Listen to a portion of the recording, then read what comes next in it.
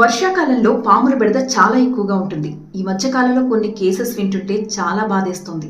ముఖ్యంగా పిల్లలకి మీరు షూ తొడిగేటప్పుడు షూని గట్టిగా దులిపి వెయ్యడం అనేది అలవాటు చేసుకోండి. అది వర్షాకాలం కానివ్వండి, ఏ కాలమైనా కూడా. అందులో తేళ్లు, జర్రులు కూడా దూరే అవకాశం ఉంటుంది. ఒక్కొక్కసారి పెద్ద పెద్ద బావురు కప్పలు ఉంటాయి, అవి కూడా షూలో దూరిపోయి అక్కడ వెచ్చగా తలదాచుకుంటూ ఉంటాయి. ఇక పాములు దూరాయంటే మనం చెప్పక్కర్లేదు.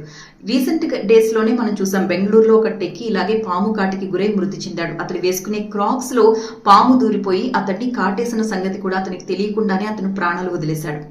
ఇంకా మొన్న వినాయక చవితి అయిన నెక్స్ట్ డే ఖమ్మం జిల్లాలో సత్తుపల్లిలో తల్లి కూతుర్లను ఒక పాము కాటేసింది. పాప ఆ ఫ్యామిలీ మొత్తం కూడా దాబా మీద నిద్రపోతున్నారట.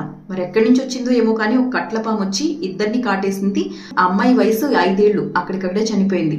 ఆ తల్లి పరిస్థితి అప్పుడు విషమంగా ఉంది అని చెప్పారు. మరి నెక్స్ట్ ఏమైంది అనేది ఆ న్యూస్ బయటకు రాలేదు. అయితే ఇలా ఎన్నో ఘటనలు వెలుగు చూస్తున్నాయి. వెచ్చదనం కోసం అవి లోపలికి వచ్చేస్తూ ఉంటాయి అనమాట. సో మీ ఇంటి పరిసరాలు పరిశుభ్రంగా ఉంచుకోవడం అనేది చాలా ముఖ్యం.